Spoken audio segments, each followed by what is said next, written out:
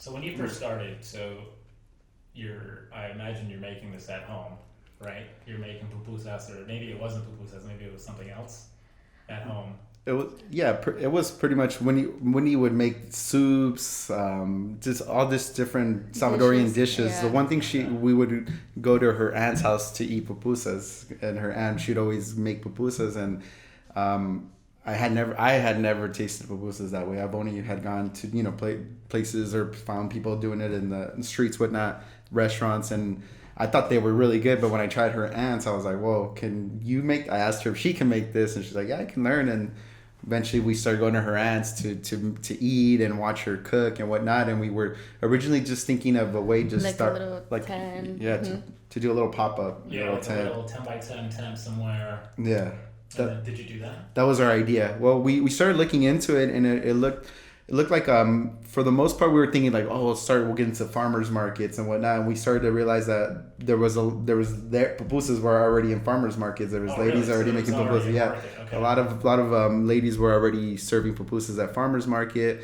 And then not only that, but we started to run into that you need all this equipment we needed. You need a sink, you need all this different equipment, and we didn't even have anywhere to store it. Just for a code? For code For for apartment regulation. You need a 3-compartment sink.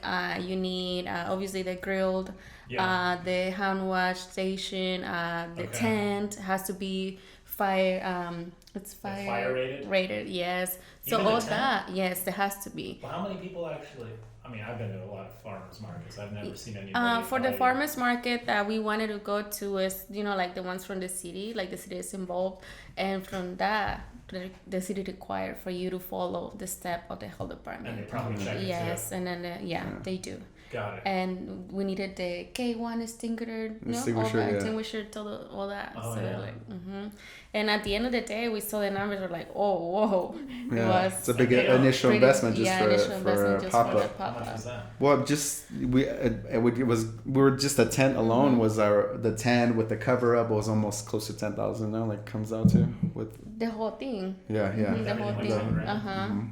Having everything and on the point. farmers markets, they don't. You would think they would Supply help you, right? Yeah, they don't do anything. Right? No, you have to have everything on rule in order for you to function inside with them. And then you have to pay to be there too, right? Of course. So it's like you pay $10,000 to get it ready, and then you gotta pay rent for the day. How much is it usually just for the day? I'm not aware how much is the farmers market fee, to be honest with you. Yeah, I don't know either. It's probably like $100 or something. I know some like of the $150. And then they'll take like a percentage sometimes too. Sales. But I mean, what ended up happening is that we just we started to we were watching these food trucks also when it pop up in downtown, and we would always think like, wow, I don't see anybody representing like Salvadorian, like in because a lot of these gourmet food trucks were doing like a hipper version of like a new dish pretty much, or just getting it out there to mainstream and introducing different foods to other people. And we were looking at that, but we thought, well, no, that seems way too far. We'll start with the booths. But after looking at the booths, we started looking into the food trucks, and we kind of saw, well, you know what, maybe the food truck has everything inside already, and we don't have anywhere to store all this other stuff for a pop up. Right. The food truck already, we can just hop in there, it's ready to go, and when we started, I kind of just mentioned it to Wendy one time, and I think like the next day she already had like 3 appointments set up for the week that so we can go look at different comments. Yeah, because this is the thing. He says something, and I'm the one that put everything together. Okay, let's do it. And then he mentioned, and I'm okay, let's go for it. So we had appointments that we three places that we went. To look at food trucks. Food trucks, yeah. So I was kind of. How much is a food truck? Well, we started initially just to look rent a food truck. We were looking to see who could rent us a food truck. We started actually asking around, and one of our friends told us that they knew somebody that had food trucks and from there we went to talk to her, and she didn't have any food trucks at the moment, I think, to rent out. So she mentioned 3 other places we can go to, and we started going to those places.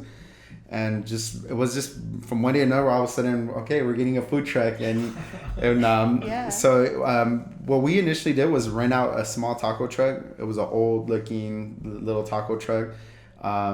This was almost like 8 years ago. So $2,500. yeah, it was $2,500 down payment To rent it? to rent it out. Yeah, and then another $2,500 monthly. for your first month. So $5,000 initial for the rent. Can you finance any of it or no? No.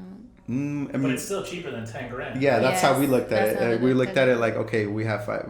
It's really interesting. I would have thought the food truck would be way more expensive, but I guess that makes sense. I think the food truck becomes expensive as you go. Once you have the tent, you own it. You can set up, and your overhead is done. But the thing about the food truck, you gotta. If you're renting a food truck, you're gonna continue to pay that monthly The fee. lease. Yeah. That lease, you don't own it, or you're But not. at least on wheels. Yeah, it's on wheels, the and tent setup is not. I don't even know. Like, how would you just put it in a big van, like the same? yeah. Well, we eventually started doing tents. Yes, Not after. probably like 2 years ago. We tried to do the tents, and it's tough. It's rough. It's a lot Yeah. of breaking down and setting up and breaking down. It's really I tough. give my respects to all the people that do tents, even every single day. Just to set up, it takes you about.